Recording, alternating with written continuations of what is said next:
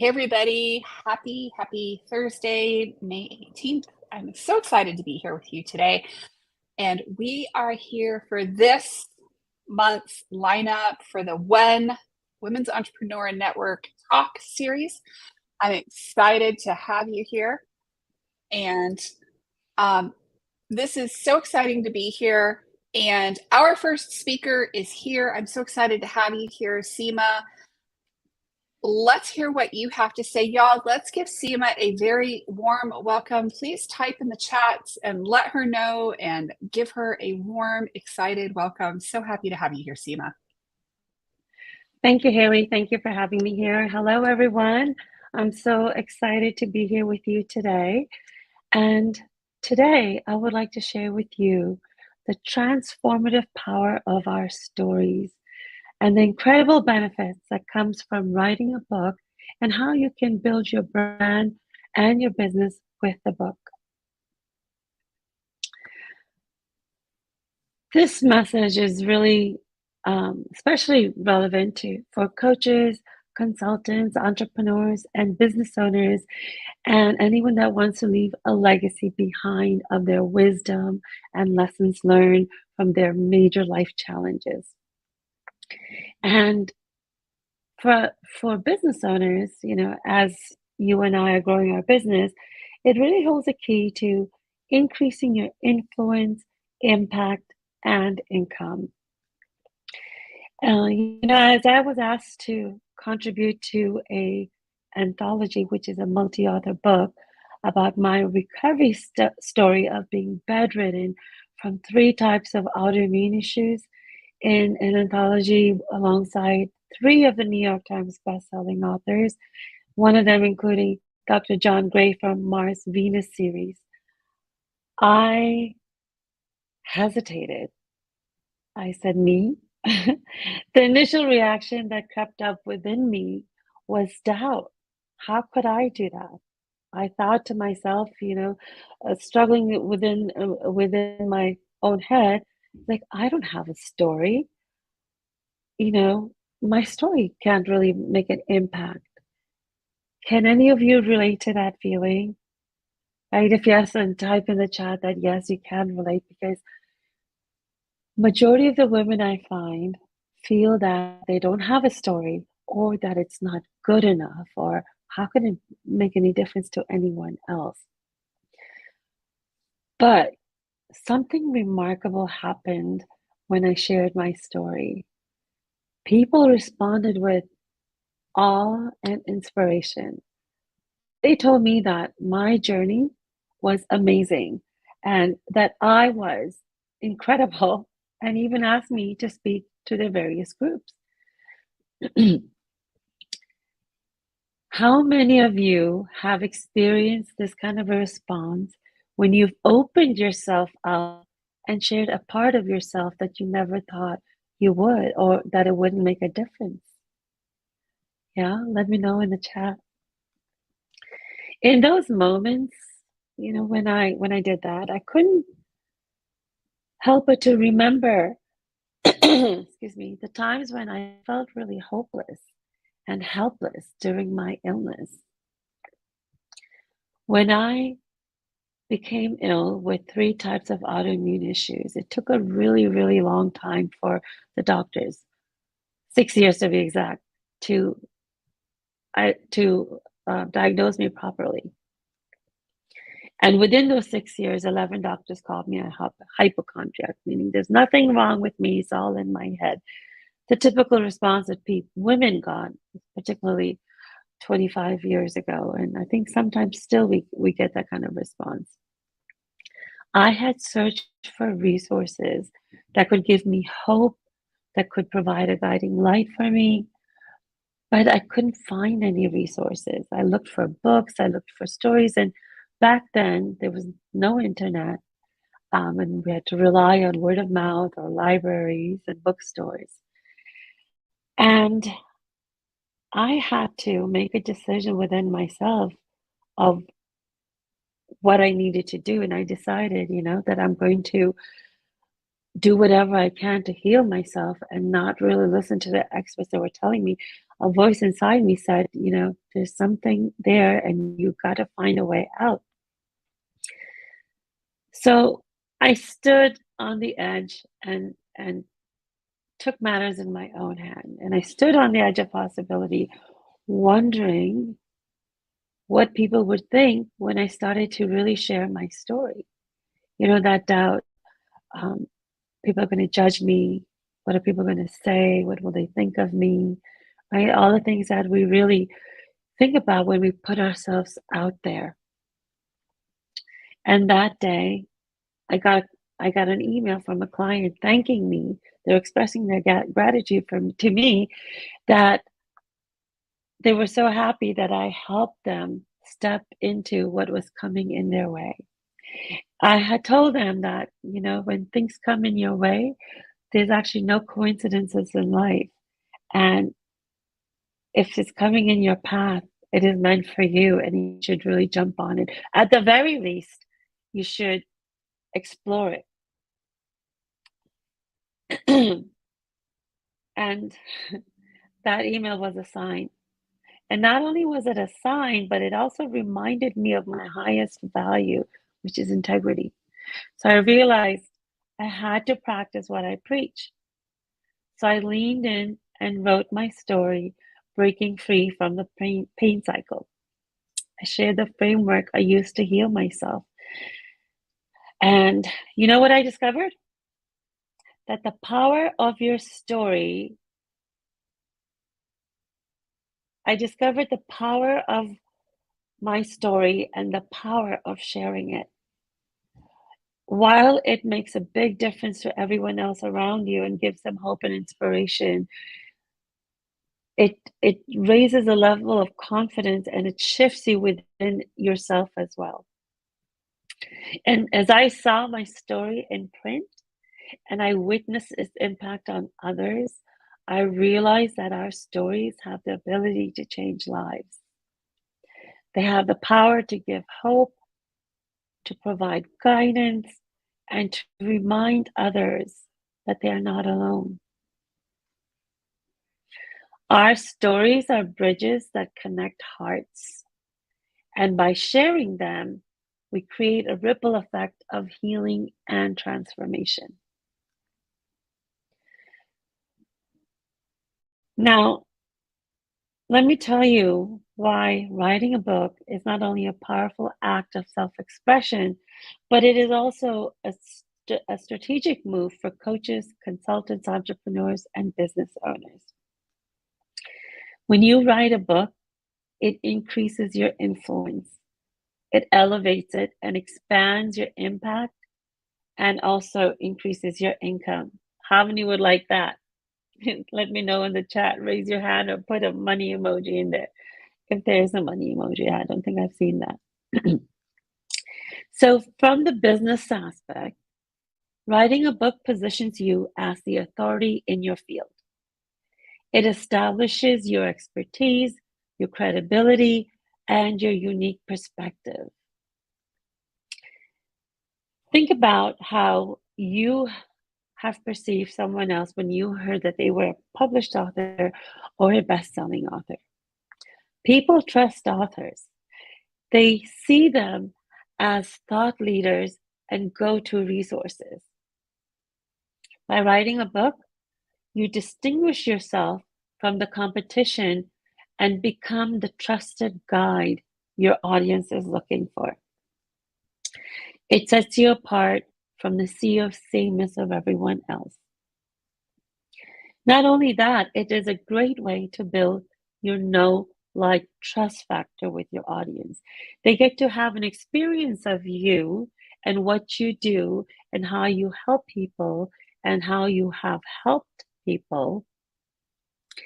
And they build that know, like, trust factor and willing to go to the next level with you. It is the beginning of a relationship in a very, what is that word? Non-threatening way, where they don't feel like pushed into getting involved with you in a way. It gives them a great way to enter in at a low commitment level. Secondly, a book opens doors to new opportunities. It becomes a powerful tool for attracting clients. Becomes a powerful tool to get more speaking engagements. Did you know that 80% of when you're applying for various speaking engagements, 80% of the authors get selected over non-authors? You also have opportunities for media appearances, whether it's in articles or in magazines, online, offline magazines, or TV appearances, talk show appearances, podcasts, the ones that have a lot of visibility. There is a number of possibilities there for you. And of course, you get to build more partnerships with people that you may have not otherwise thought of having partnerships with. It is a great way to increase the possibilities of collaborations in many other aspects that you may not have thought about before. It creates a platform for you to share your message on a larger scale, reaching more people and making a greater impact. And I know you've become an entrepreneur based on some life challenges that you've been able to overcome, and you want to help others save 15 to 20 years of hardship in their world, in their life. And a book helps you do that because you get to make that greater impact. Your book becomes a magnet that draws opportunities and connections into your life. And of course, let's not forget about the financial aspect. Writing a book can significantly boost your income. It becomes a valuable asset that through book sales, if you do regular marketing for that, you can sell your books on your own through your different programs and speaking engagements. You can sell it through, most people do it through Amazon. You can get royalties from there. Speaking engagements, you can even get paid for your speaking engagements, or if you do selling from the stage, you get that opportunity where you can also sell your books there along with your other programs. But most of all, what a book does for you, it elevates your perceived value, allowing you to command higher fees for your services and products. And your book becomes a revenue generating machine that supports your business growth. Now, there's a couple of ways to write your book. One is, there's two ways, two ways to become a published author. One is to write your own book, your solo book, where you are the sole author and you're writing the entire book. You should have at least 10 to 12 chapters where you share your expertise, your story, your why, your testimonials, case studies, where your ideal client gets to see how they get to work with you. You want to leave some nuggets and gems for them so they can get they can try those suggestions out and get some immediate relief of what they're looking for. This takes a significant amount of time and effort and energy on your side. And of course, the fees of publishing as a solo book is a little bit higher, but well worth it. The other way is to participate in an anthology. Some people call it an ensemble book, but it's basically multiple authors in one book under one theme where you get to write from your perspective. So during the pandemic alone, since 2020, I've published 5 books, 5 anthologies, bringing nearly 100 people to #1 international best-selling author on Amazon. I've come up with the themes. I had a Break Free series, Break Free to Stand in Your Power, Break Free to Health and Vitality, Break Free to Peace, Love, and Unity, the leadership books, The Art of Leadership, leading confidently in any season. And then the last book that was published in this March was Power of You, Courage to Thrive in Uncertain Times. Each book had about 16 to 17 co-authors from different backgrounds, different experiences, and different businesses, where they wrote under that theme from their perspective and how they help people and really establish themselves as the go-to authority in their field. So that's the beauty of that. And the advantages of writing an anthology is that it's not so overwhelming. You're writing a chapter of 2,500 words, and all the other aspects of book production is taken care of by the compiler, in this case by me, while you get the coaching and the guidance and the framework of writing your chapter. You get the benefits of getting into the various networks of the other co-authors that you otherwise normally would not have. So it really helps you expand your market, your network. You get to collaborate and with the other co-authors. So it's really an amazing experience. And many of my co-authors are now going on to writing their books. So it's a great way to get your feet wet, understand what the book writing process is. Some people like to do multiple anthologies because it gets them to talk about their subjects in different angles.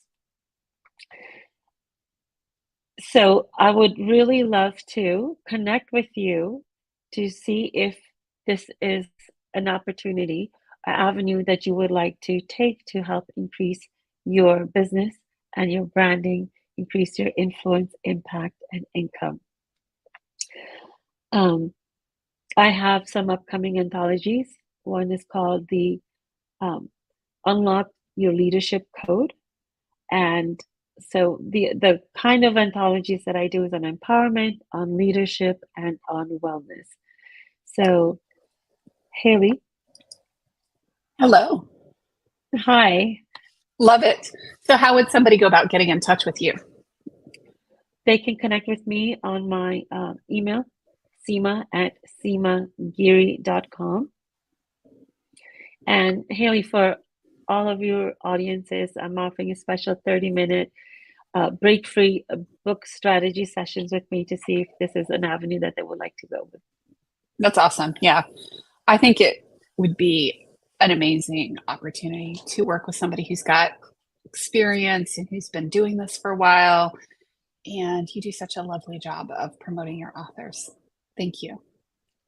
Thank you. Thank you for being here today, Seema. I'm delighted to have you here. If I can speak English, it would help. And I am delighted to, by the power of technology, welcome our next guest to the stage. And hopefully we will make this work correctly. Thank you, Seema, and welcome, Betty. So happy to have you here. Okay, thank you very much, Haley. Really appreciate it. It's a great honor to be able to speak for the Women's Entrepreneur Network. And exciting. Very privileged. And I'm going to give you the stage now. Welcome, Betty. Okay, well, thank you very much. And I'm just going to tell you a little bit about myself before I get started. And that would be my background. I started off myself as something a little bit different, maybe from many people, maybe not from Haley Gray, but I started off as a research scientist. I studied physics for a number of years at the University of Alberta in Edmonton in Canada. And that was great work. I got a scholarship. And we ended up working at the Toronto Western Hospital with the top neurosurgeons in the country, doing work with magnetic resonance imaging and MRI. I think a lot of you might know what it is. I actually had one this morning.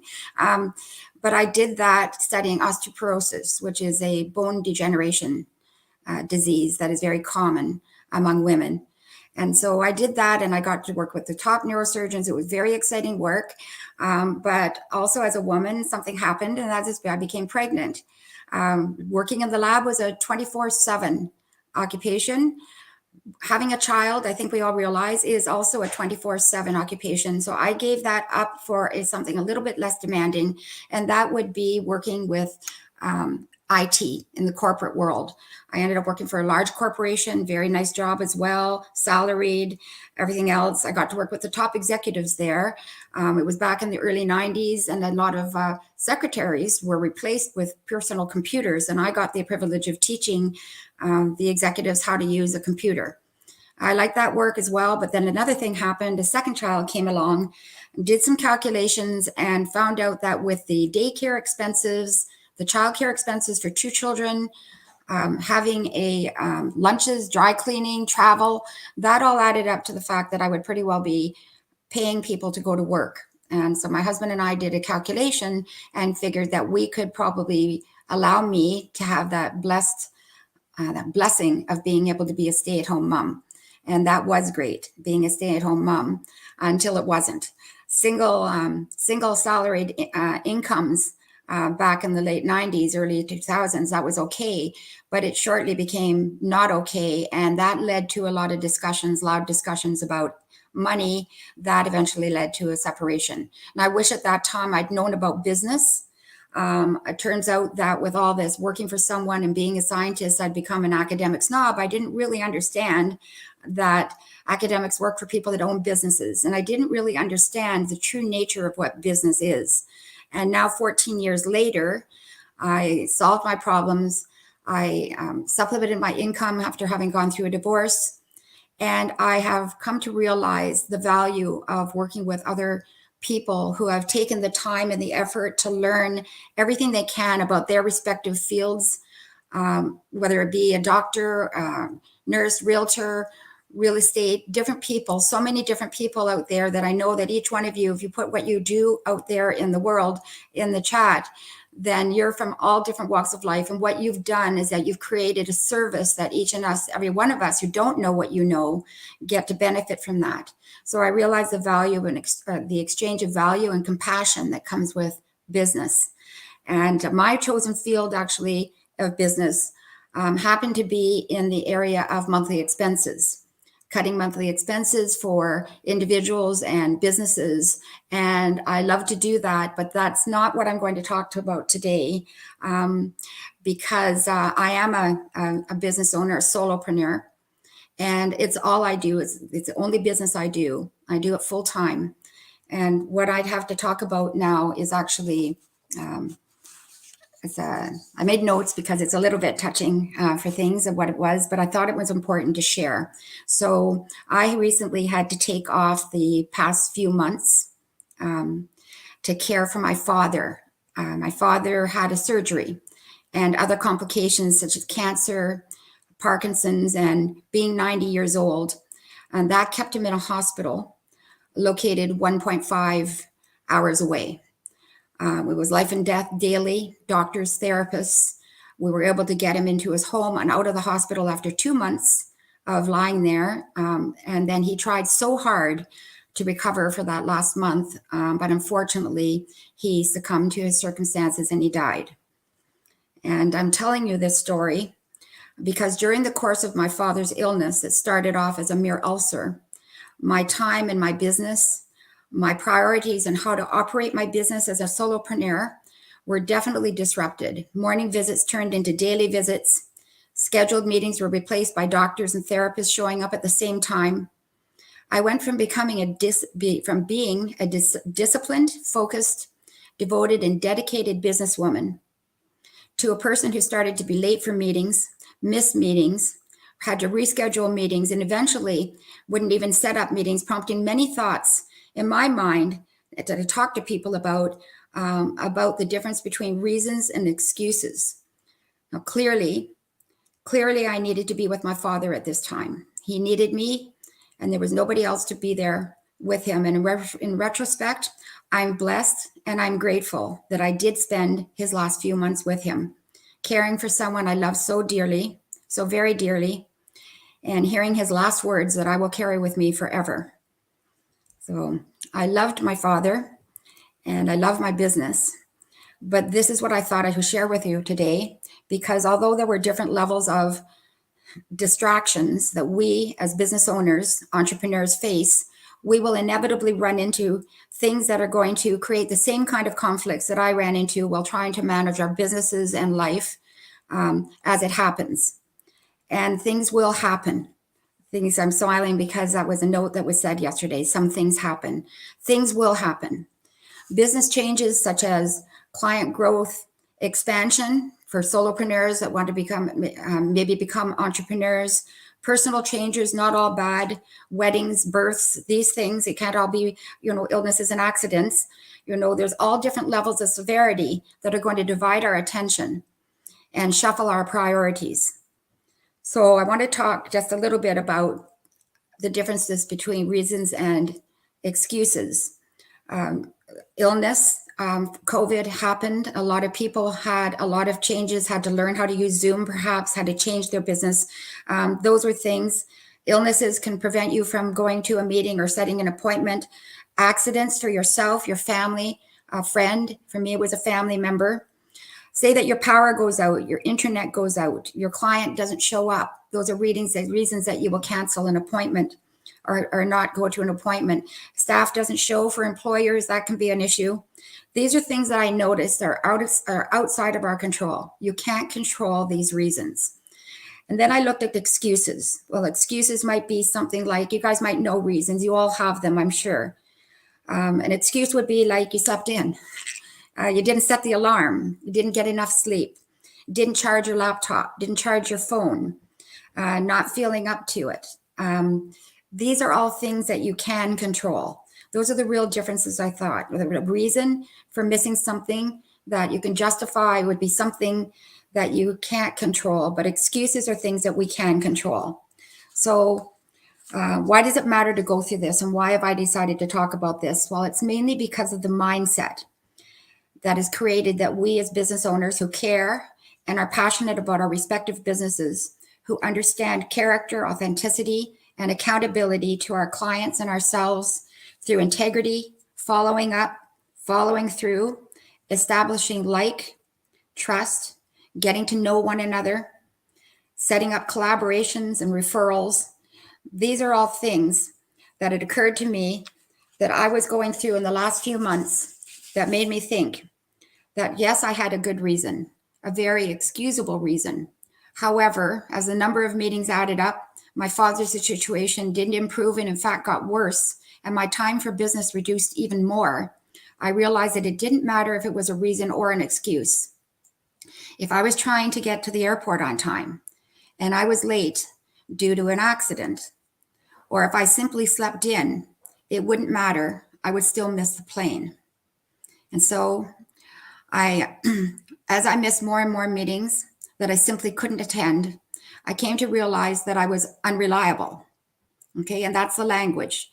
Not untrustworthy as the definition of unreliable, but definitely not dependable, not predictable, and I couldn't be relied upon to make a meeting or sit at a meeting or even really be present when I was at the meetings. This became increasingly difficult to manage emotionally. My goals, my business plan, integrity, my honor were all at risk daily. And while I knew there was no choice, it still bothered me inside.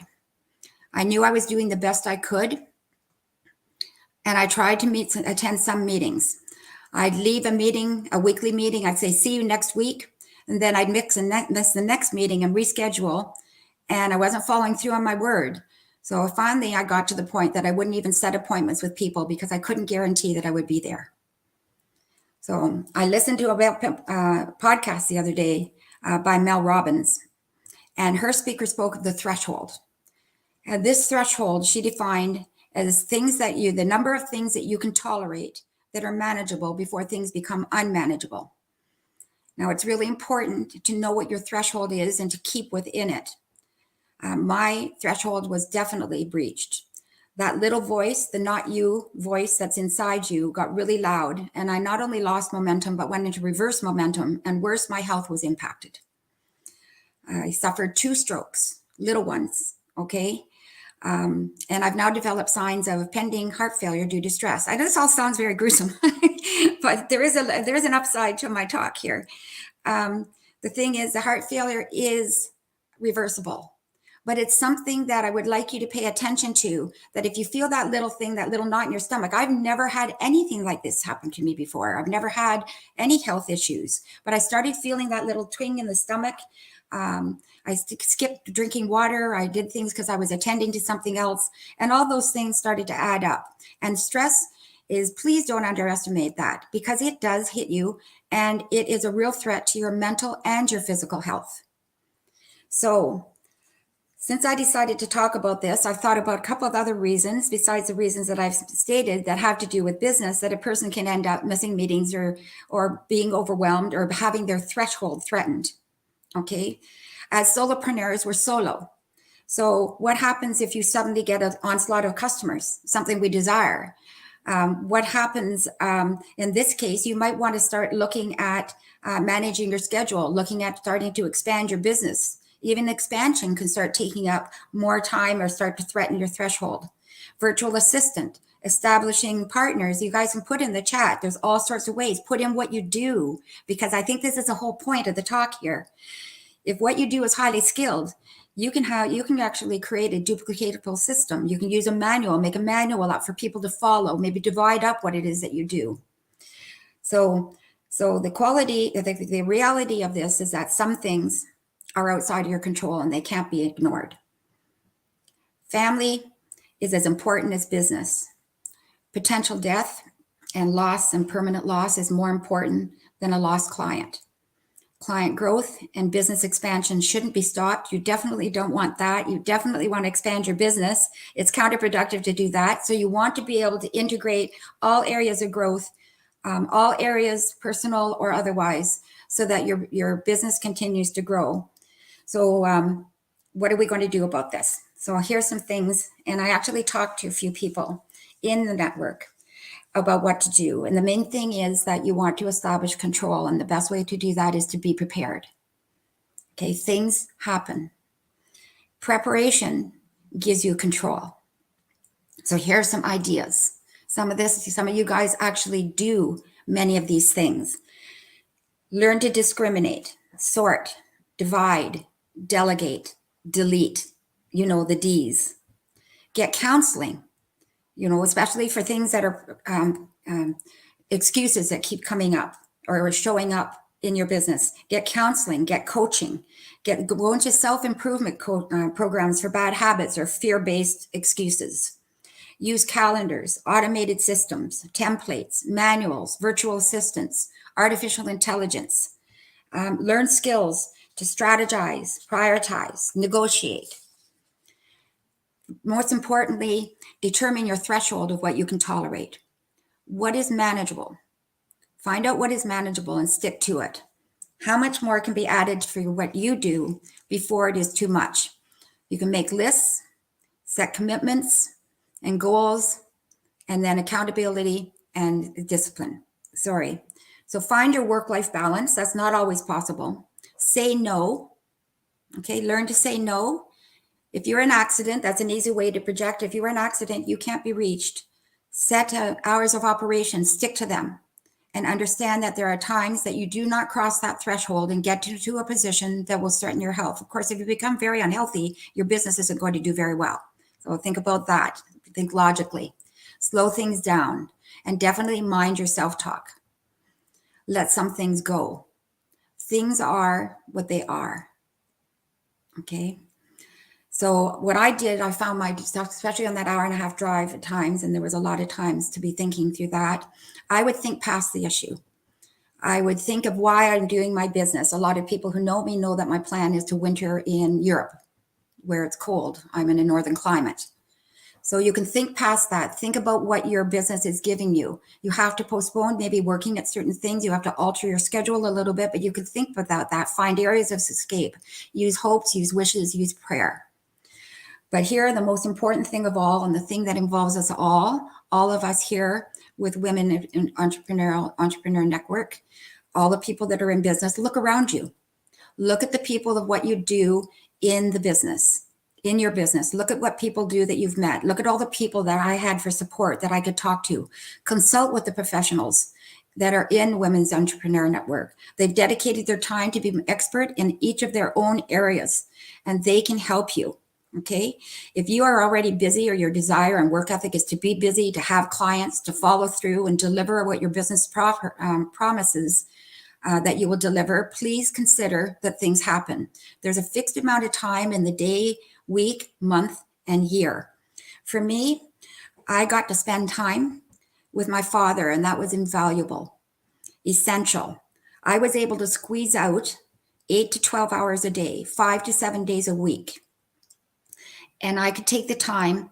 And now I know that I can have that time. I can now take that time and I can find a way, a business plan to set up the preparation I need to get more control so that if life decides to challenge me again, which it will, then I will have a little bit more support around me to go to.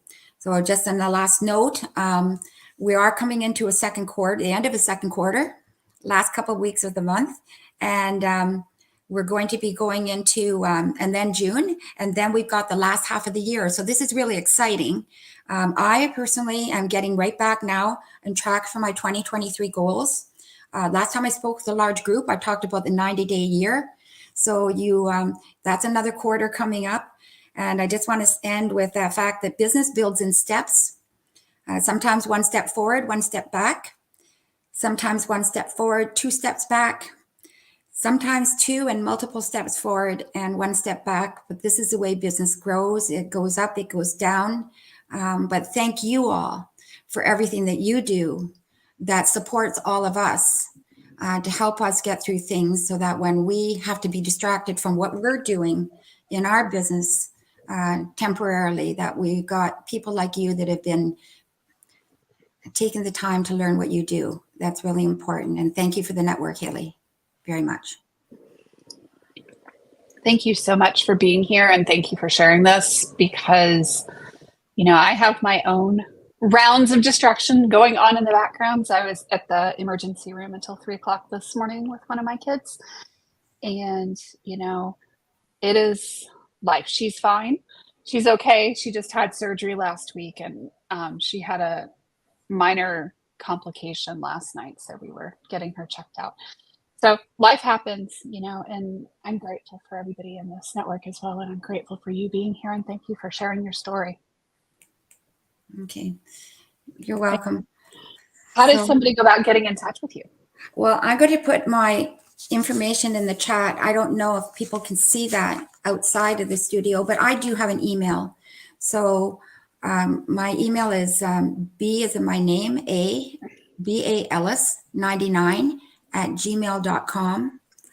I can put in for you, Haley, if you want, like all the things that I do, but you know what? That's not as important right now as what I do. I do help people with expenses. So, but I can also listen and support you. And I can. Awesome things you do. Thank you for being here. Okay. And thank you for being a speaker. Welcome. Thank you. Okay. Thank you, Haley.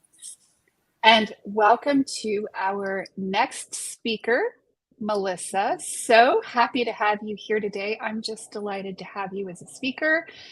And I am so excited to go ahead and give you the stage. Welcome, Melissa.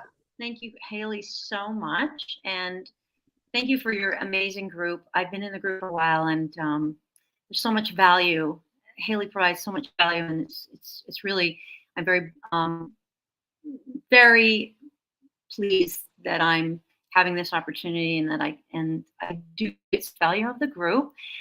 So I'm so glad too that I was able to follow the pre-speaker, because everything that it said is so true. And this is exactly what I do. I am a confident life coach and a clinical hypnotherapist. And what I do is I work with people to overcome unwanted issues and to develop phenomenal coping skills so that you are able to manage all the circumstances that come up in your life. You have the coping skills. And I'm really very much all about minimizing stress and maximizing confidence. And this is what she said is so true, that stress is such a huge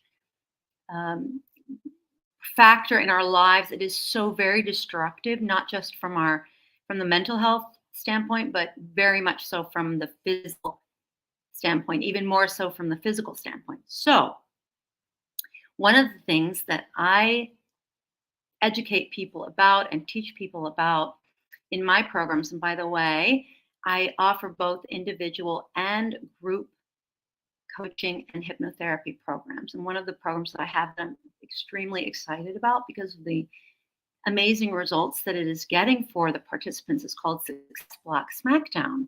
So today, I wanted to talk about money blocks because in Success Block Smackdown, we talk about a lot of different kinds of success blocks, not just money blocks, but that is a very important block that when we overcome our money blocks, everything in our life changes. So in Success Block Smackdown, we deal with dissolving all kinds of blocks: procrastination, time management, fear, stress, the power of the opt-out, learning to say no, and a whole lot of other things. But today, I'd like to educate you about a part of your brain that you can put to work for you to help you focus on bringing in more money and more success and whatever you want in your life.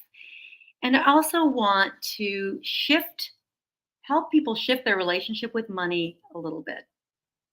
So first of all, I want to remind you, if you don't already know this, money was invented by humans. And money does not control us. We are in control of money. And I know it doesn't always feel that way, but the truth is that human beings invented money as a tool. Money is a tool, it is a servant, it is our friend, it is not our enemy. And when we start to focus our attention on money as being a friend and a tool, then we can start to focus on not only bringing in more of it, but also using it in ways that serve us. So one of the many signs that you might have a money block, some examples of some of the signs that you might have some blocks around money. Things like avoiding your finances. I'm afraid to look at my bank account. I'm afraid to look at my investments. I don't want to see it. I'm afraid of how it's going to make me feel. Delegating financial stuff out to somebody else.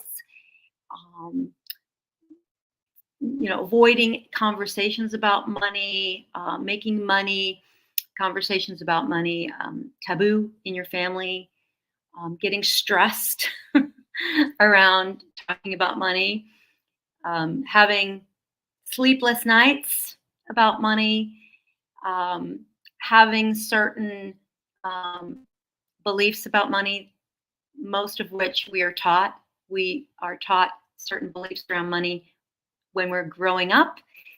Some of these things are money doesn't grow on trees. There's not enough money. A lot of people that grow up hearing from their family of origin that there's not enough money, this tends to become a money block. There's never enough.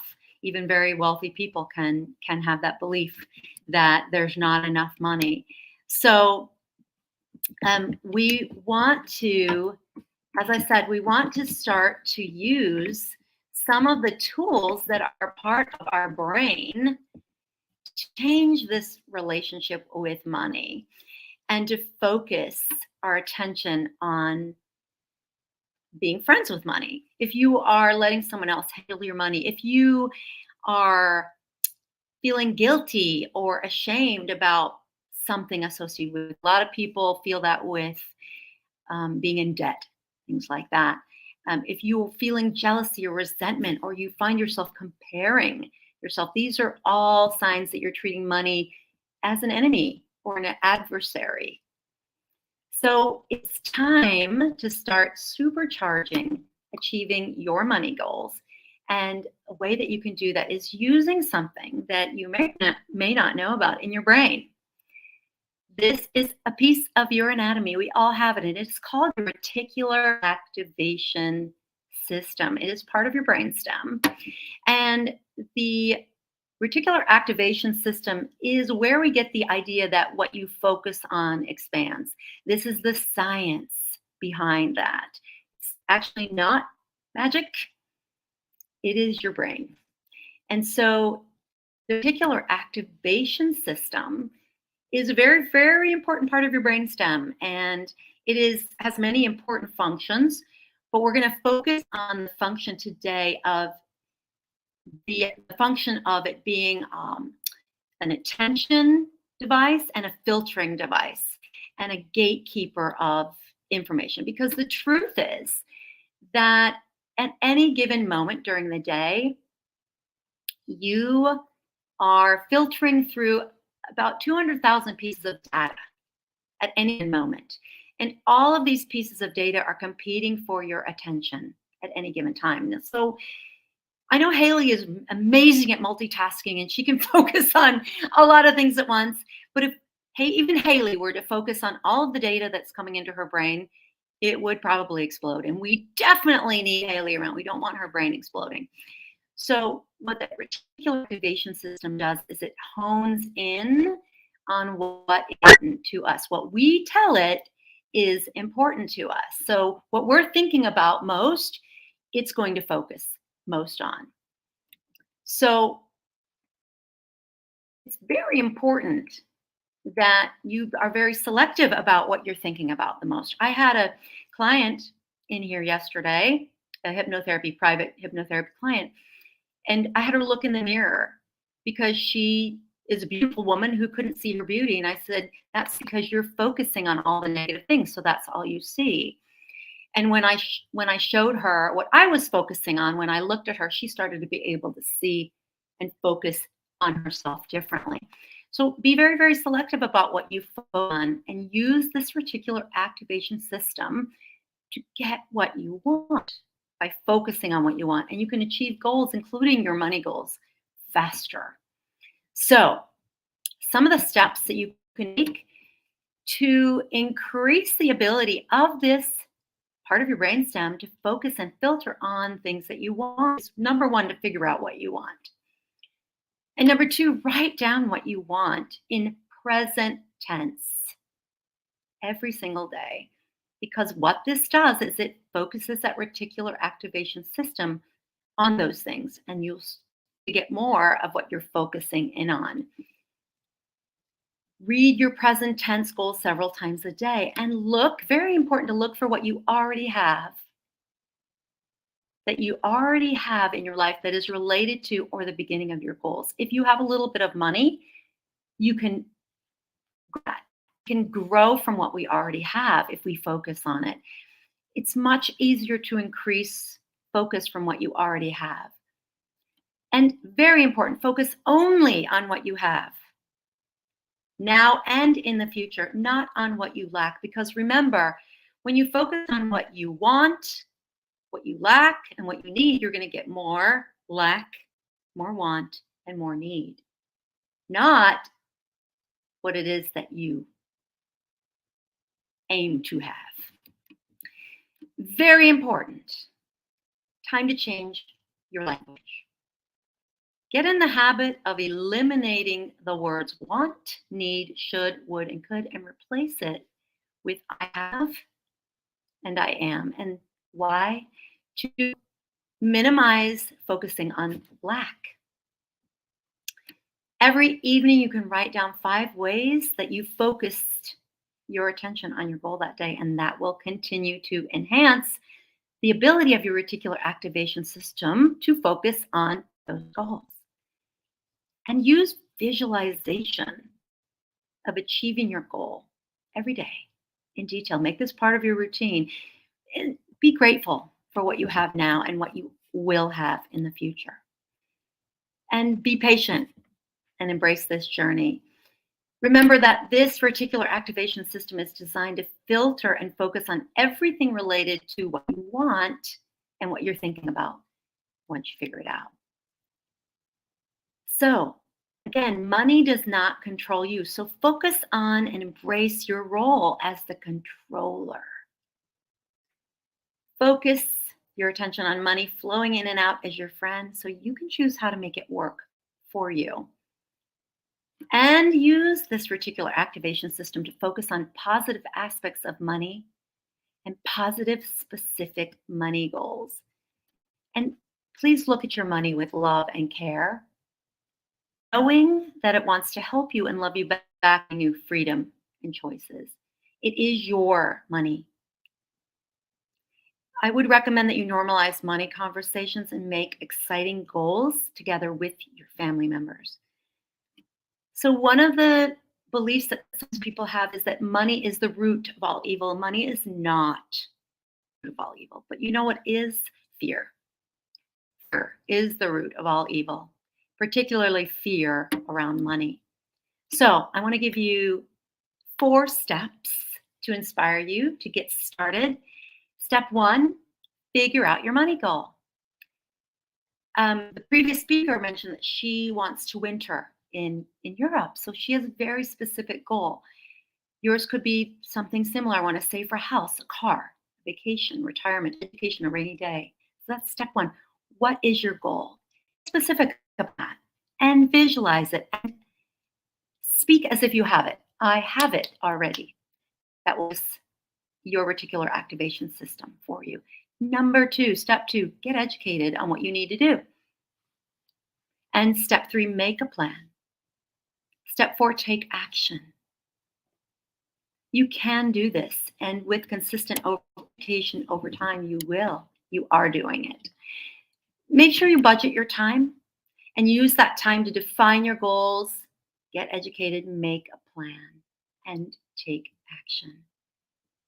So just a few really quick suggestions in the remaining time. Just have a few more minutes. I'm going to just give you a couple of ideas to wet your whistle and to get you inspired and thinking about how you can start to use money to bring freedom and control and power into your life that you might not have thought about.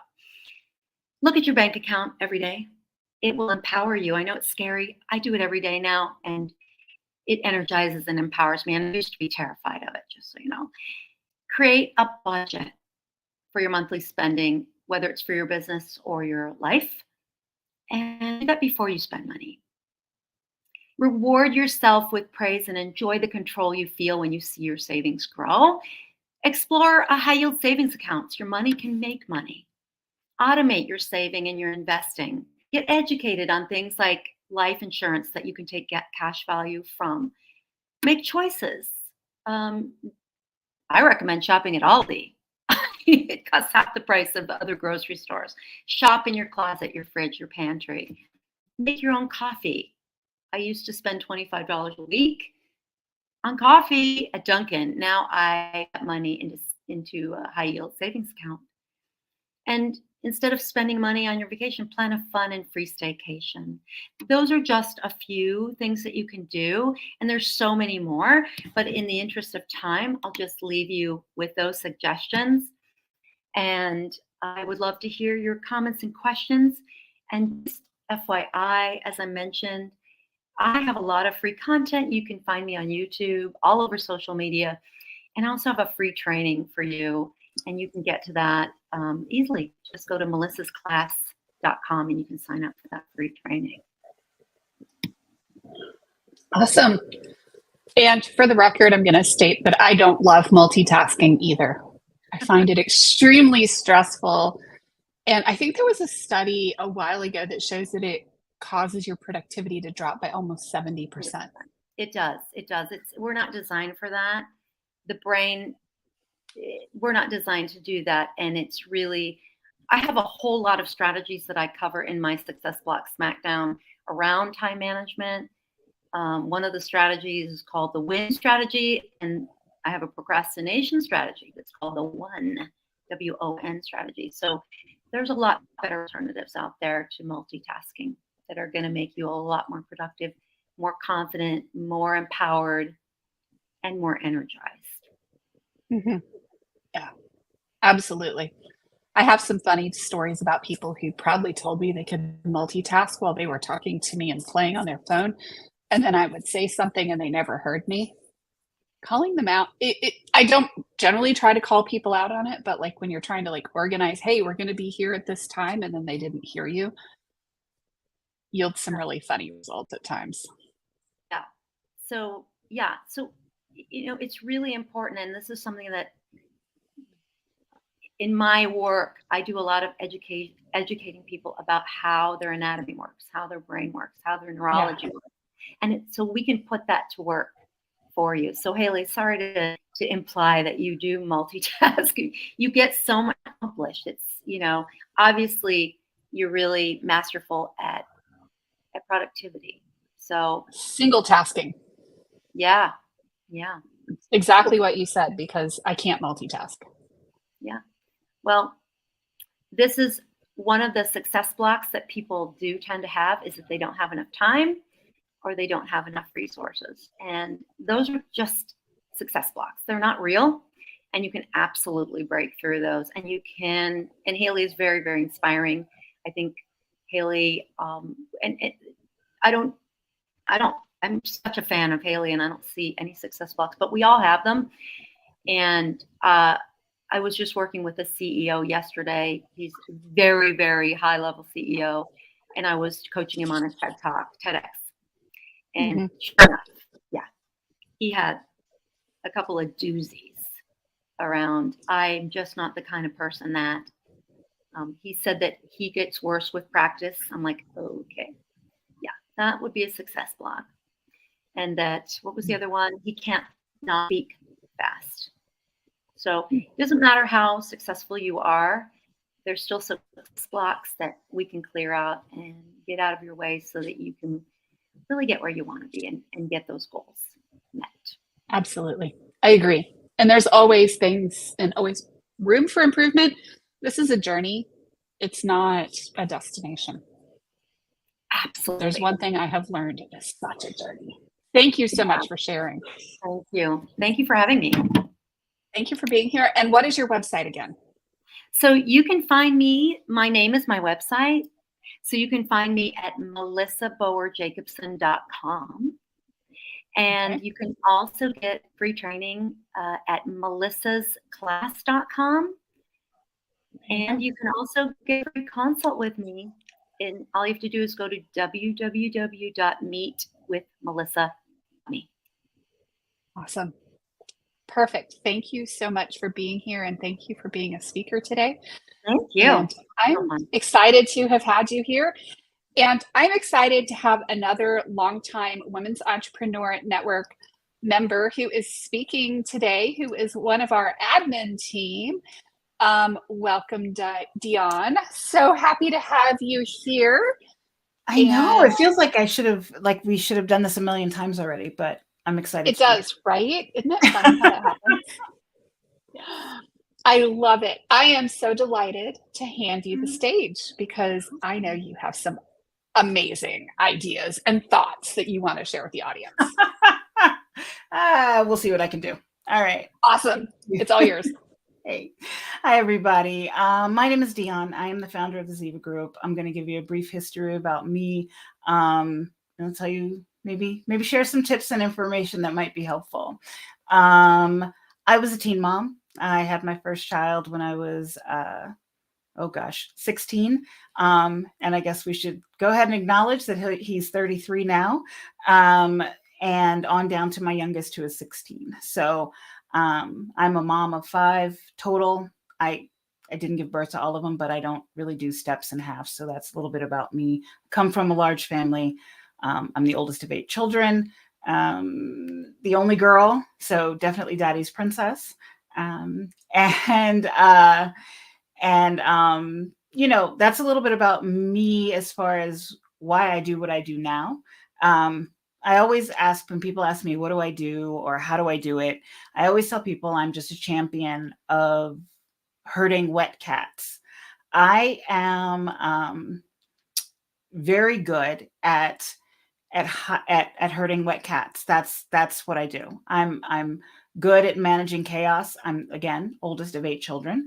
Good at managing chaos, good and comfortable doing a lot of those things. So at the Ziva Group, I started off as a virtual event probably, oh my goodness. I guess now we're going on 16 years ago, before it was really a term. And I started by mistake. Well, mistakenly on purpose. I had children that were teenagers, and I decided that I wanted to be home when they were teenagers, primarily because I wanted to be home when the decisions that they made could be life altering. That may sound crazy, but that's the way I looked at it, is that as teenagers, the decisions they make can be life altering. So I wanted to be home then more than I ever wanted to be home when they were little and learning to walk. I don't know what that was about for me, but that was my story. And I had always worked administratively in management and sales and marketing. I worked on the Queen Mary for years as an event planner, and brought in multiple $1 million of sales every year, and then realized that if I could do it for them, I could do it for me.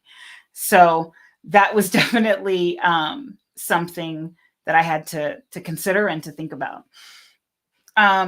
I liked just before this when Haley said, she's a single tasker, because I have definitely learned that I am very good at doing one thing. I've kind of decided that women have a unique ability to, although we can manage and oversee multiple projects and have multiple things going on, because that is just the role that life has given us, we often can overestimate our ability to quote unquote multitask. And I stand firmly in my idea that multitasking is something that we created to make men feel bad, because they really can't handle as many projects at the same time as we can.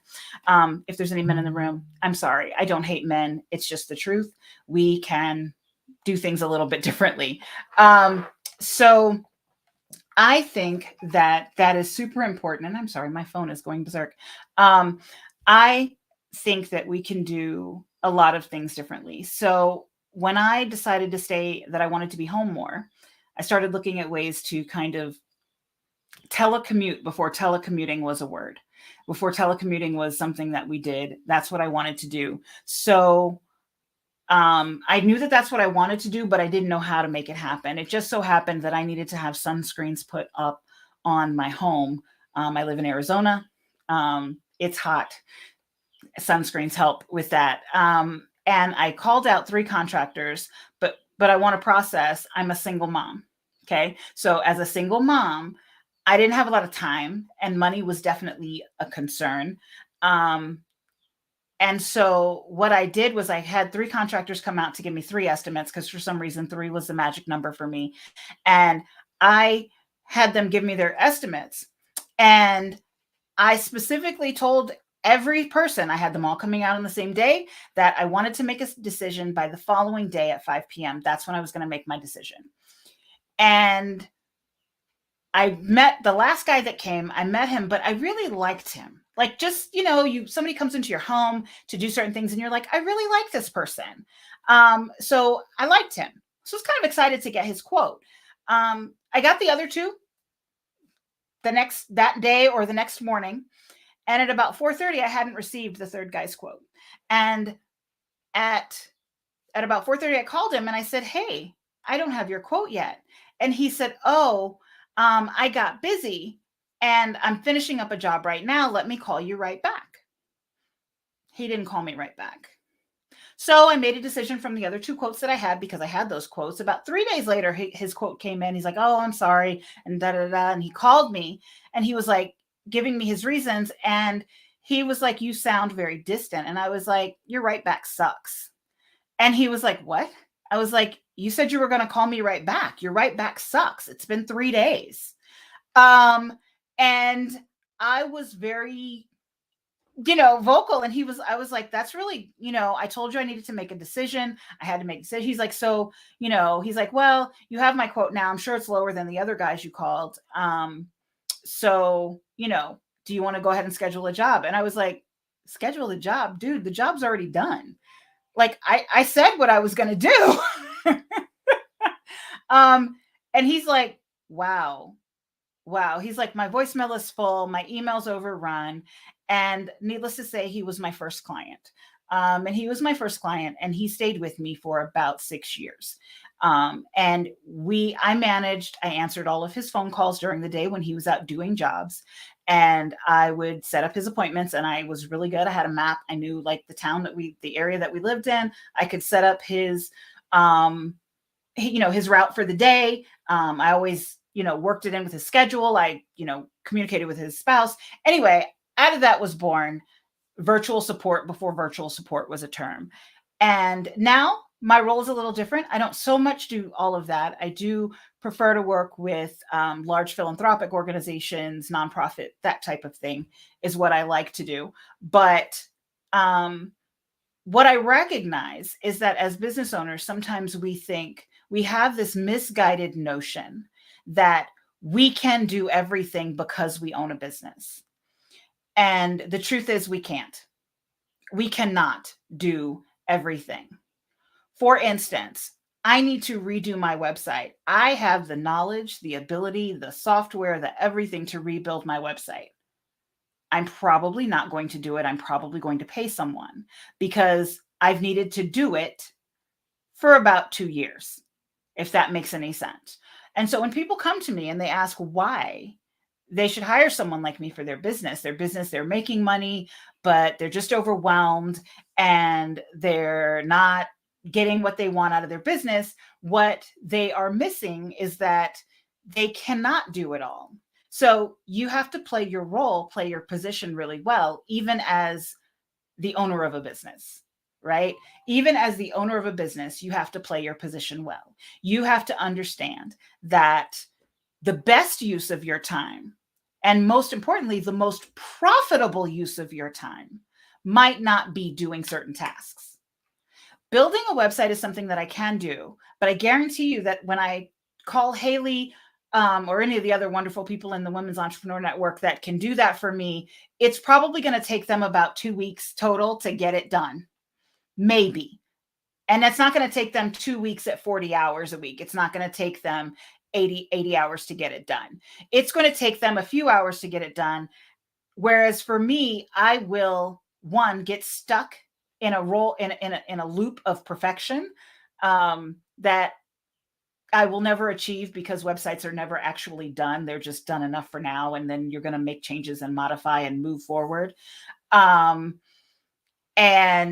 then you want to move to the next step. So you want to make sure that you find people to do the things that you can do. Now, what does that mean? That means that I heard wet cats. That means I take an entrepreneur who's like, I'm doing this business. I'm good at, let's say, we can pick anything. We'll pick an attorney because I do have an attorney that's a client that I'm really close with. She's a good attorney, great attorney. She sucks at remembering filing dates or calendaring those filing dates. Does that make any sense to people? Like she literally forgets to do that. So what I do a lot for her is get all the court notices. I am a paralegal. I do get all of her court notices. I make sure they get calendared. I make sure that that it's updated in her tracking system, because those are things that slow her down, right? Oh my God, I have this great legal management, office management software for me to be a lawyer on my own, but I have to load up the client information, and that can take time, and attaching it so that we get the discovery. And there's a lot of little nitpicky things that take me seconds, takes me a few minutes to do. Now, can I write a 30-page appellate brief using legalese while doing the legal research? No, not today. I mean, I could do it eventually, but she can do that. I cannot. And so that's what we do. We play our positions well. I provide her with all of that stuff. I make sure that her clients know that they have to be in court. I do all of those things so that she can lawyer and so that she can do other things. Melissa is in the comments and she said, her attention is elsewhere. Here's what I want you to know. All of our attention is elsewhere. She is a mother. She is a wife. She is a sister. She is a daughter. She has 2 other businesses with her husband that they own. Her attention is elsewhere. So don't underestimate the number of hats that you wear in a day, and the role that those play, and why it is more cost effective sometimes to pay someone to provide you support, leadership, direction in areas in which you are not the most successful. I am not an accountant. I pay one. I say that all the time. I tell people it's the best investment you can make early on in your business. Get an accountant, get a CPA, get somebody who knows their numbers, who knows numbers better than you do, if that's not your sweet spot. Regardless, get a CPA. But if that's not your sweet spot, which it is not mine, go do that. I'm really good at closing deals. I'm really good at managing lots of details and keeping them all in order. I'm really good at taking someone's big dream vision and creating manageable hunks and timelines for them to get that project done. I'm good at that. It is second nature to me. It is comfortable to me, but it may not be for someone else. And supporting that has its own benefits. The ability to do that has its own benefits. The ability to have multiple clients and switch hats because I'm comfortable with that. That is its own skill. And if you are a fitness coach, the most profitable place for you in your business is probably working with your clients one-on-one, doing your group coaching. It is probably not building your website. It is probably not making sure that all of your automations are working. It is probably not in making sure that the accounting is done correctly. It is there are so many places that is not your most profitable area.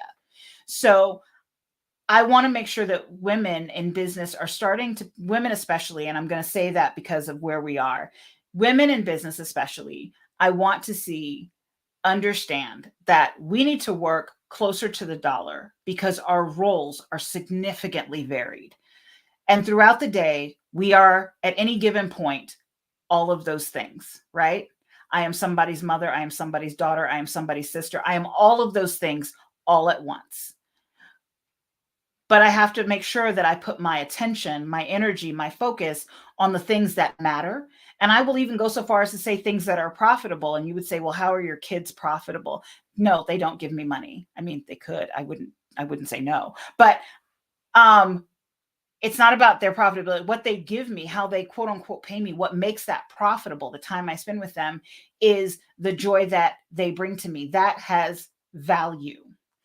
And I'm very aware of those things because money does not motivate me. I know, crazy entrepreneur, you're not motivated by money. I'm not motivated by money.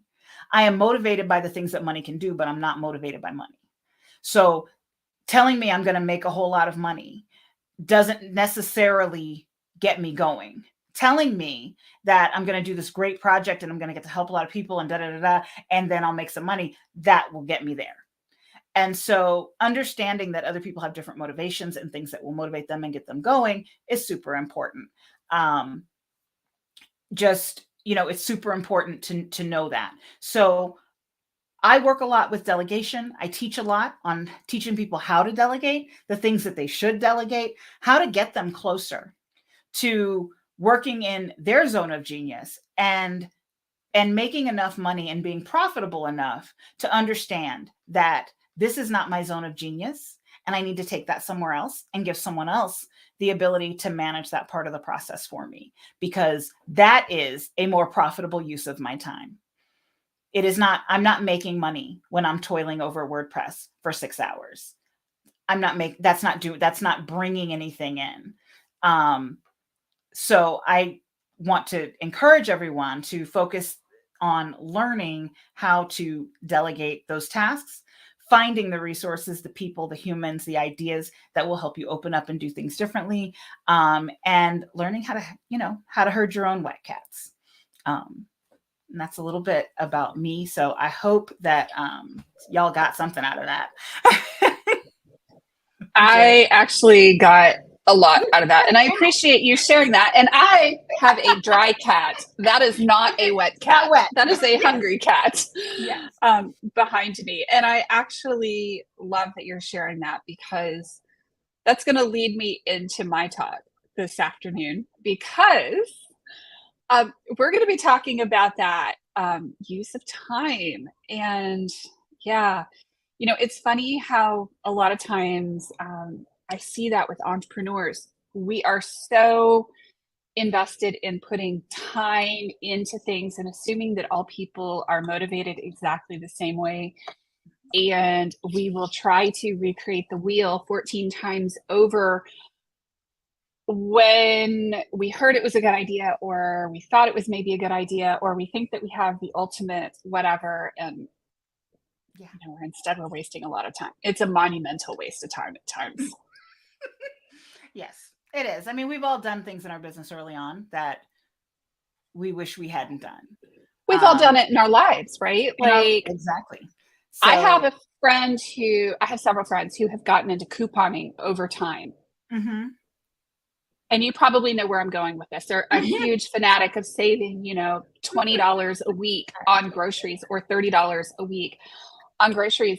And let me just say that they spent an extra 10 or 15 hours a week shopping to save that $20. Plus, that didn't count all the wear and tear on the car, driving to all the different grocery stores. Mm-hmm. And then all of the, you know, gas and everything else that went into it, and all the opportunity costs that you just lost because you were spending all this time trying to save $20 on your groceries. Save $20. We have to, I won't take a whole lot of time. I do want to tell people, we want to start thinking of it in terms of our capacity. What do we have the capacity for? Mm-hmm. You know, Haley, I know you went to Duke. We know about capacity. Like, we can only hold this, right? We can only hold this many tasks, this many clients, this many whatever.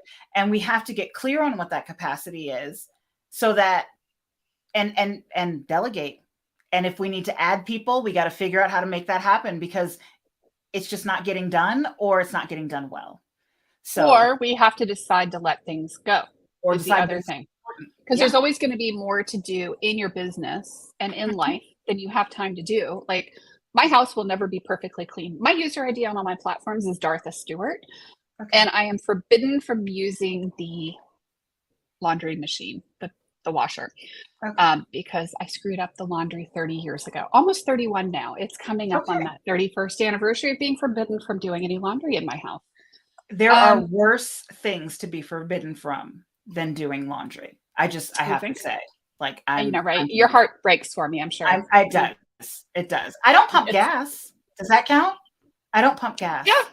Yeah, it does. I don't. But there's always more to do than we have time to do it in. Yes. And there's always, you know, that prioritization of, is it good enough? Is it done enough? Is it all those things? And learning to leverage what we got. Learning to leverage the resources in front of us. Yes. And Dion, you're an awesome resource. Y'all reach out to Dion. She can help you get some of this stuff straight. Some of it straight. Let's get it organized. Let's get it done, and let's get you moving forward. So, wet cats. Wet cats. Mine are all dry. Good today. Today. Yeah. All right, you guys. Thank you. Awesome. So much. Thank you. Take care. Have a good afternoon. I'm Haley Gray, and I am the founder of the Women's Entrepreneur Network. And I'm a mom of 4. I have 2.5 dogs. My daughter has a dog, and the dog goes back and forth between here and Cincinnati. And I have 3 cats and a turtle and all the things. And, you know, one of the things that I have learned over the years, being a mom, working full-time outside the home and then working from the home, and having one of my children has a significant disability and a traumatic brain injury from a fall from a horse 7 years ago, is that I have to be super smart with my resources. And when I say with my resources, I mean time, I mean treasure, and I mean talent. And, you know, there are definitely things I could be doing in my business that I choose not to do. And there are things I could be paying for in my business that I choose not to pay for. And there are, things I know how to do that are not necessarily the best use of my time. Witness Dion with her conversation. So I want to start to talk about visibility and getting more visible in your business. And we're going to be doing a challenge in Women's Entrepreneur Network in June. And we are definitely going to be doing a number of different things relating to visibility, because one of the things that I have seen in the online space recommended to people is go out and build your own Facebook group. Go friend people, go connect to people, send them an immediate invite to your Facebook group, build the Facebook group. And lo and behold, what I see with a lot of people is that it's a lot of work. It's a lot of nuisance. You have to stay on top of creating content all the time, and it's hella frustrating.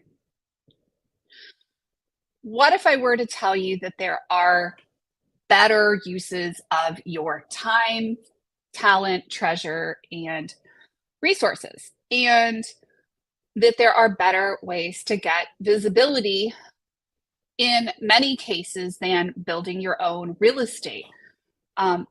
It is possible to build your own social media platform and take everybody off platform and do all this kind of stuff. But is that really a good use of your time? And I would argue that in many cases, it's probably not. Building your platform, building your network, building your reputation is a thing. Absolutely. Platform plus network plus reputation is income. But that doesn't mean necessarily building your own Facebook group. It may mean building your own following and building your own communities on a couple of different platforms. And there's a reason why I say a couple of different platforms, so we could go down that rabbit hole. But from a visibility perspective, I'm a big believer in using other people's groups, other people's resources, partnering with people. So what do I mean by that? There are a number of different groups, including Women's Entrepreneur Networks, where you can go into the group, you can engage, you can post non-promotional content anytime you want to post it, and you can engage with other people and build a lot of visibility with people and start to connect to people and start to build your network doing that. Guess what? If you're in somebody else's Facebook group, you're not the one who's having to deal with all of the admin headaches on the backside, all of the constant posting, all the constant snarky comments, all the constant spam, all the things that end up happening on the back end of a Facebook group. You get to enjoy the benefits of just participating in a group. Now, you're probably going to want to participate in a handful of groups, like 3 to 5, and be an active member in several different groups, whether it's on LinkedIn or Facebook, and be building out your platform and your followers on those platforms. So on Facebook, you start building either your personal creator profile, or you start building a business page and you start doing lives, you start doing videos.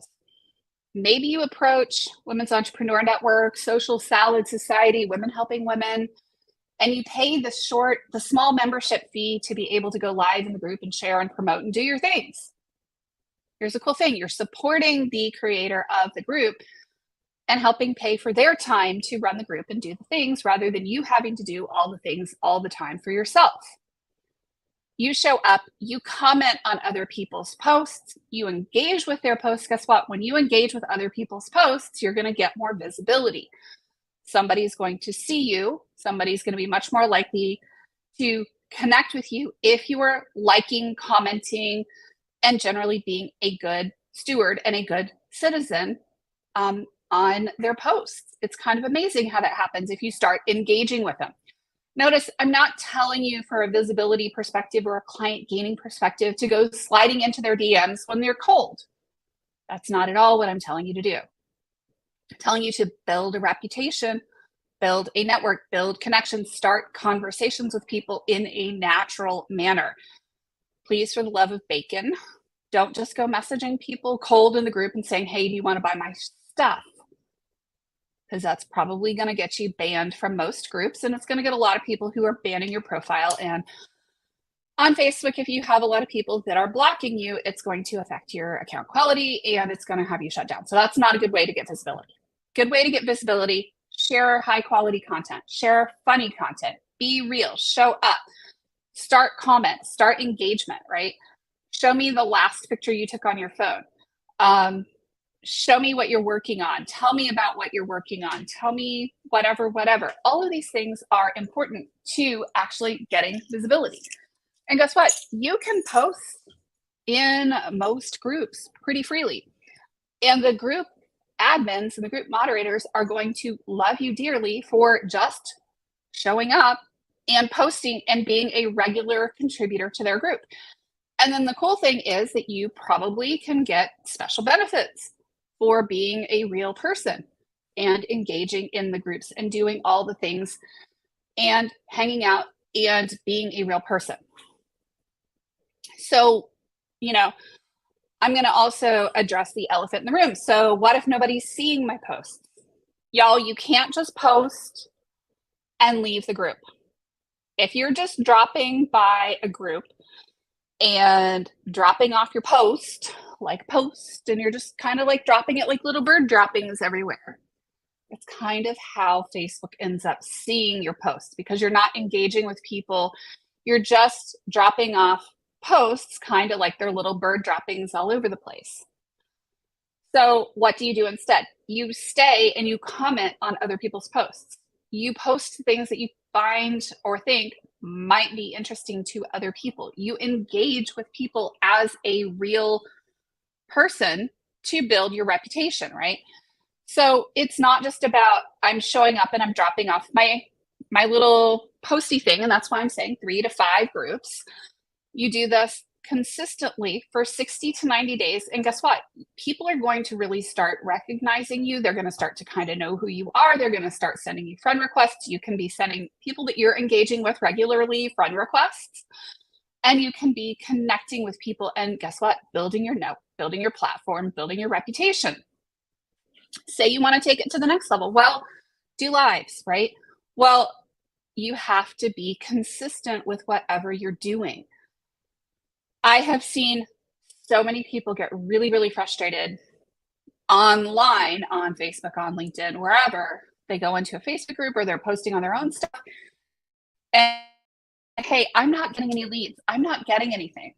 Well, the first question I always have is, are you posting regularly? Are you putting anything out there for people to engage with you as a real person on a regular basis? And I'm not talking about, perfectly curated all the time. I mean, I think that most of us can agree my back end of my life at times is an absolute hot mess. I have one kid in the hospital at the moment who's been in the hospital a month. And then I have another kid who had surgery a week ago and just walked for her college graduation. And we spent all night last night in the emergency room for some minor complications. So life is messy. I share that life is messy. I share what it's like to have a kid with psychiatric issues. I share what it's like to have another kid who has Ehlers-Danlos syndrome. I share what my life is really like, the fun of,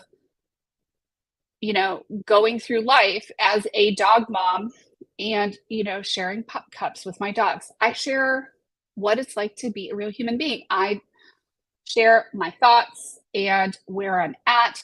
And, sometimes I compress it down into itty bitty little bite-sized chunks. If it's a longer post, I might put it in a couple of different places, like on LinkedIn or Medium, but I'm always building my platform. I'm consistently building my visibility. And here's the thing that ends up happening. As you're doing videos, as you're doing lives, as you're posting online, as people get to know you, it does take some time.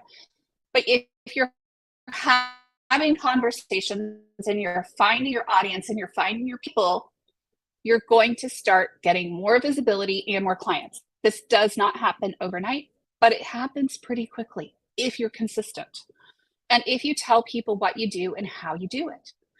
If you don't tell people what you do, if you're not telling people how you do it, if you're not sharing your thoughts or your expertise in any way, and I'm not talking about just randomly posting in groups, hey, come join my class tomorrow.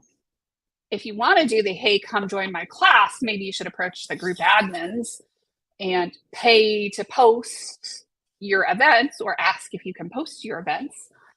Do those things, right?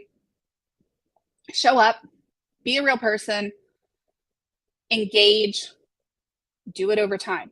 Do it in a handful of groups, 3 to 5 groups. And that is how people started telling me they were seeing me showing up everywhere.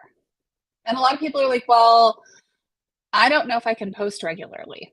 Well, you know what? You need to set aside time a few days a week to engage on your calendar like you would an appointment. Set it up as an appointment.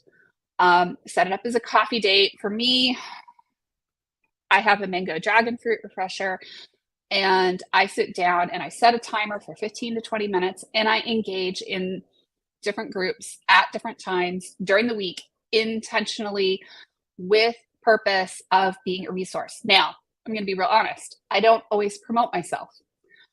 A lot of times my engagement with people, I'm going through my local women's networking groups, and I'm sharing other business owners. I'm sharing family law attorneys. I'm sharing landscapers. I'm sharing contractors. I'm sharing all of these different people to help and be a resource in the community, because guess what you put out there tends to come back to you, because people start to also see that you are recommending other people, as in Bob Berg's book Givers Gain.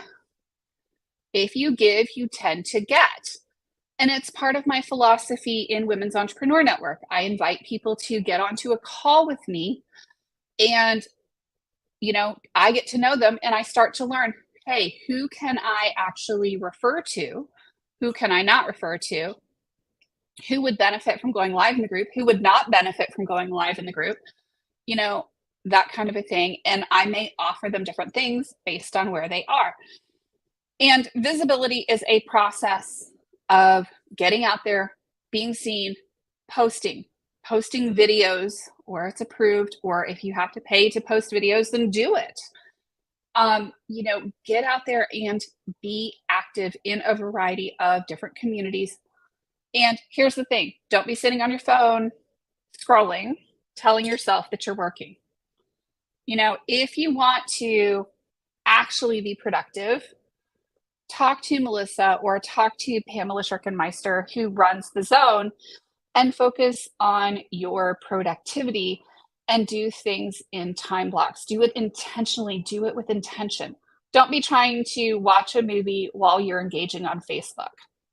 I will tell you that right now, since I can only schedule posts on certain platforms using my phone, what I do is I go walking with my husband in the evening, and he goes and he does a double or a triple walk with our younger dog.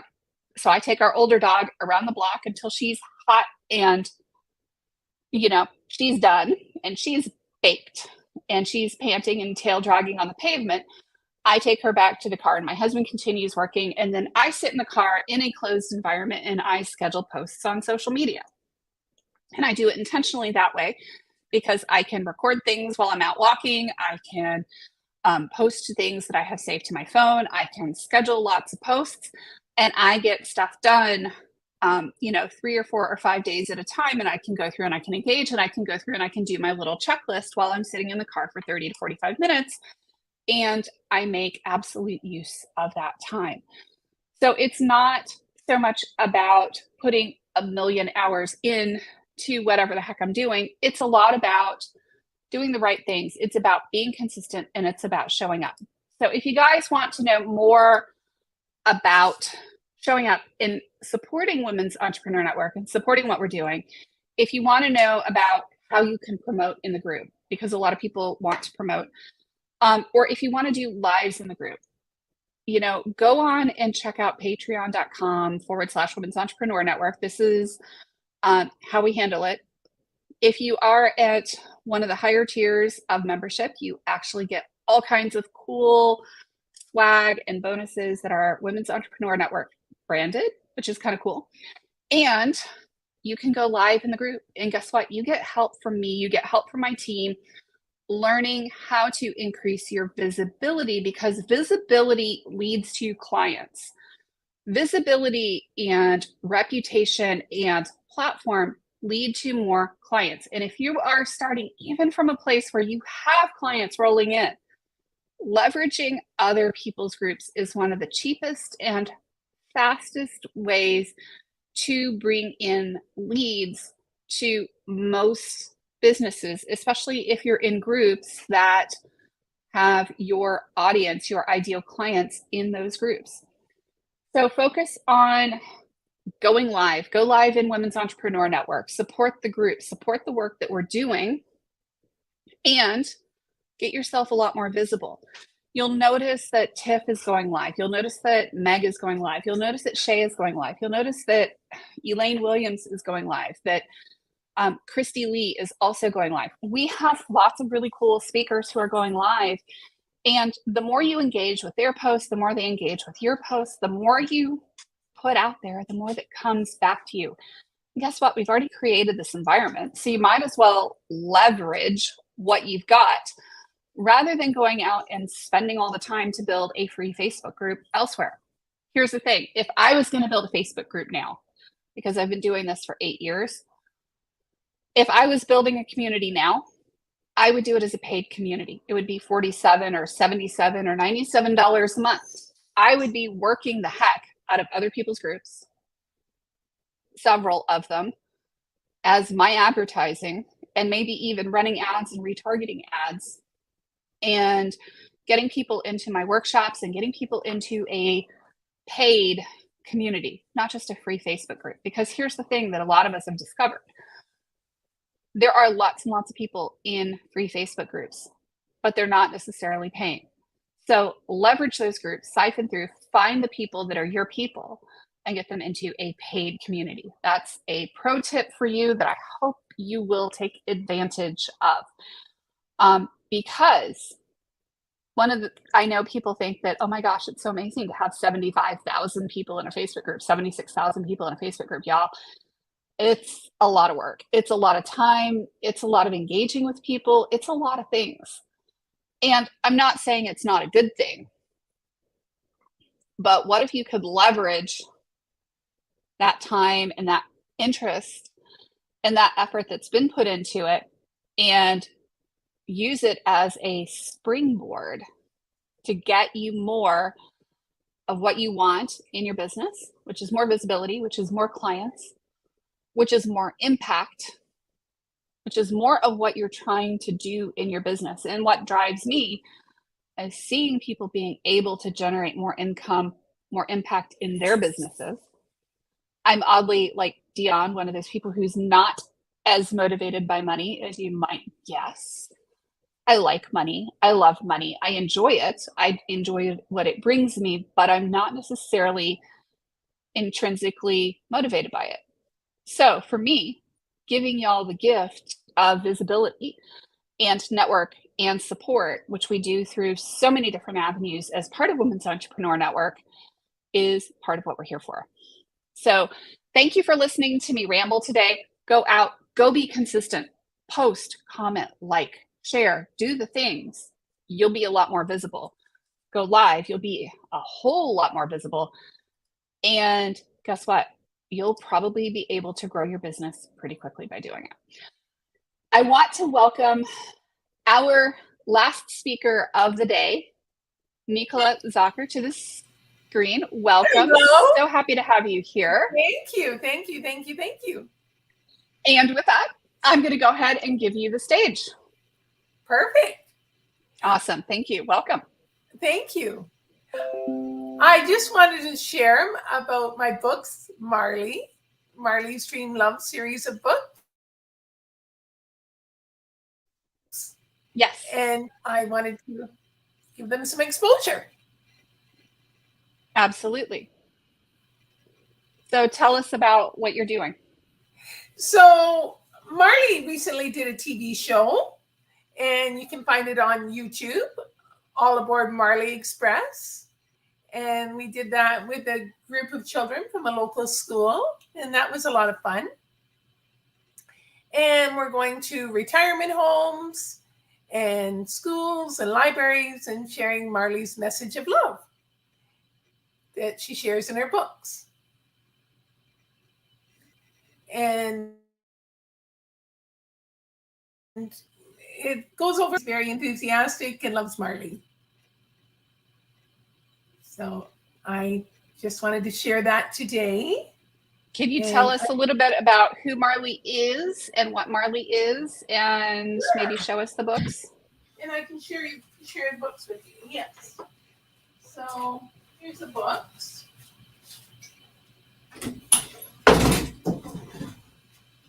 There's Marley the Dreamer. There it is. Marley's Christmas Wish. And Marley's True Loves are some of the books. She has a total of 6 books. Marley and Shelley's Playdate, and the first book is Marley's Dream Love. And Marley shares empathy and understanding and compassion. I bought Marley for my dad when he was diagnosed with dementia.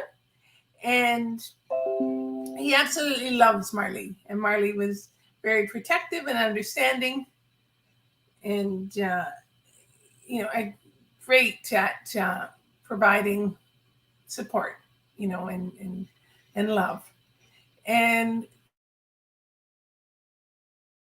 so, and my dad always unconditional love to me. So I share that unconditional love with all of Marley's friends and fans of Marley.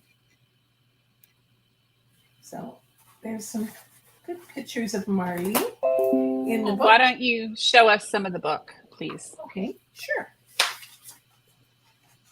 Here's Marley. Picture. Can you see Marley in the pictures? There she is. And you're going to have to hold it way up to the screen so we can see it. Pictures of, there's Marley and I. And there's a really good picture of Marley on the beach. I love this picture of Marley when she was just a little baby. And my other ones. There's Marley being a little model. And pictures of Marley in this book. There she is. Glamorous picture for her Valentine's book. And pictures of her with children. And here's her Christmas book. All of these, all the books are dedicated to my dad. There's a picture of us, and that's when we were in Toronto. We went to Toronto for Christmas on Christmas Day.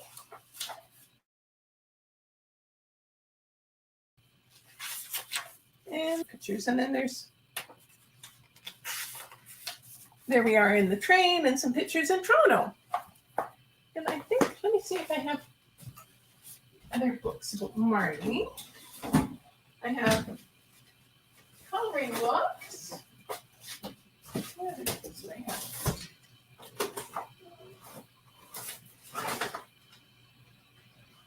Looking for my other first book, but it must be. There's some coloring books. I'm just looking for my first copy. Oh, I know where I have a copy of my first book. Hey, Nicola, we are live to the Women's Entrepreneur Network right now. So why don't we reschedule this for later, please? Okay. I was just looking for Marley's other book and I didn't find it. But yes. Thank you so much. And yeah, if you want to share that cover, great. Thank you so much. Yeah, that's her coloring Very book. cute. And where can somebody get the books? So we can get it on her Facebook page or on her website, marleysdream.com. Okay, great. Or Marley's, yes. Awesome. Thank you so much. I appreciate it. Thank you. Thanks. Have a good afternoon, everybody. Thank you for joining us for the May 2023 WEN-Talk. And I really appreciate y'all hanging out with me today and being here and doing all the things and being a member of the Women's Entrepreneur Network. I really appreciate y'all and hope that y'all have an amazing day. Thank you guys. Take care.